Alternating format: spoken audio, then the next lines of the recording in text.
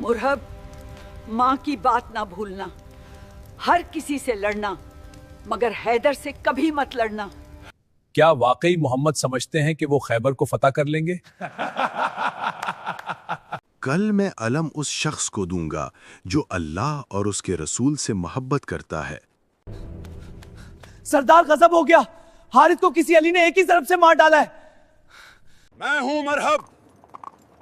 किसने मेरे भाई को मारा? आज कौन अपनी जान देने आया है?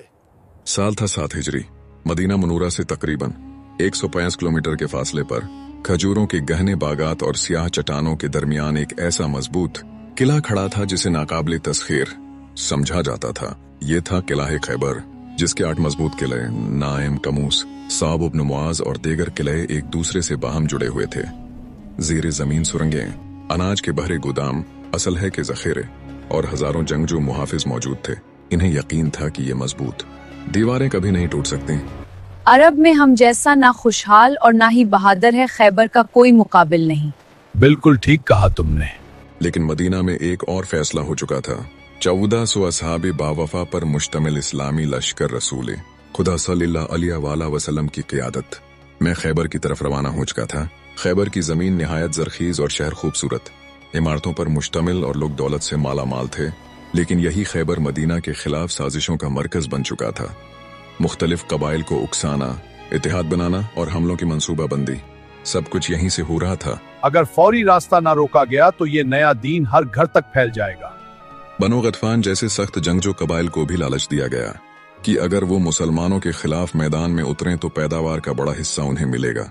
सूरत हाल संगीन थी, लिहाजा मुसलमानों के लिए जरूरी हो गया था कि इस्लाम के सबसे बड़े खतरे का जल्द अज जल्द कला कमा किया जाए। सुबह की खामोशी अभी बाकी थी कि अचानक इस्लामी लश्कर खैबर के दरवाजों के करीब नमूदार हुआ।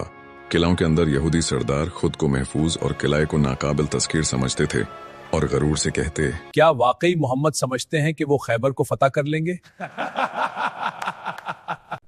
इन्हें अंदाजा भी नहीं कि हम किन चट्टानों के पीछे महफूज हैं। खैबर जहां फौलादी किले सिर्फ पत्थर नहीं थे, सदियों के गुरूर की इलामत थे। अंदर वो जंगजू थे जो बचपन से तलवार के साए में पले थे, नस्ल दर नस्ल लड़ने वाले, मौत से आंखें मिलाने वाले। रसूल खुदा सल्लल्लाहु अलैहि वसल्लम ने खैबर की बस्तियों को देखकर फरमाया, अल्लाहु अकबर। खैबर बर्बाद हुआ। जब हम किसी कौम के मैदान में उतरते हैं तो डराए गए लोगों की सुबह बुरी होती है। ये अल्फाज हुआ में गूंजे और किलाओं की दीवारों से टकराकर वापस पलटे। पहला मुकाबला किला नाइम के बाहर हुआ। तलवारें टकराएं, ढालें गूंजे। कई दिन तक मार्का जारी रहा। एक एक करके झंडा मुख्तलिफ जानबाजों को दिया गया, मगर किला अपनी जगह कायम रहा। मान बार बार हमला करते, मगर फसीलें जैसे जवाब में हंस देते। हर यलगार के बाद खामोशी और गहरी हो जाती। चेहरे गर्द से उठे हुए, सांसें बूझल, दिलों में एक ही सवाल, क्या आज फतेह नसीब नहीं होगी? लश्कर में सरगोशियां फैलने लगे। मरहब किला 100 पर भारी है। वो सिर्फ सिपाही नहीं, एक हैबत है। वाकई जब मरहब मैदान में उतरता तो तलवार से पहले हौसले जाते थे। माएं बच्चों को उसका नाम लेकर डराते, मजलिसों में उसकी बहादुरी के किस्से सुनाए जाते और दुश्मन उसे नाकाबिल शिकस्त मान चुके थे। मगर हर ताकतूर के दिल में एक राज होता है। मरहब को हर रात एक ख्वाब सताता था। एक शेर जो जंगल से निकलता, इस पर झपटता और एक ही वार में उसका गुरूर चाक कर देता। वो हड़बड़ा कर जागता, पसीना पूंछता और माँ की वो बात याद आती उसे, मुरहब, माँ की बात ना भूलना। हर किसी से लड़ना, मगर हैदर से कभी मत लड़ना। माँ, मैं मुरहब हूँ। शेर सिर्फ कहानियों में होते हैं तो डर मत। मैं मरहब हूँ, शेर सिर्फ अफसानों में होते हैं। इधर लश्कर इस्लाम में एक अजीब सुकूत था। तब रसूल इकरम की आवाज बुलंद हुई, कल मैं इल्म उसके हाथ में दूंगा जो अल्लाह और उसके रसूल से मोहब्बत करता है और अल्लाह और उसका रसूल उससे मोहब्बत करते हैं। फतेह उसके हाथ पर लिखी जा चुकी है। रात भर हर दिल में एक ही सवाल था, वो कौन होगा? सुबह की अजान के साथ उम्मीद की करन जागी। नमाज अदा हुई, फिर सवाल गौंजा, अली इब्न अबी तालिब अलैहिस्सलाम कहाँ हैं?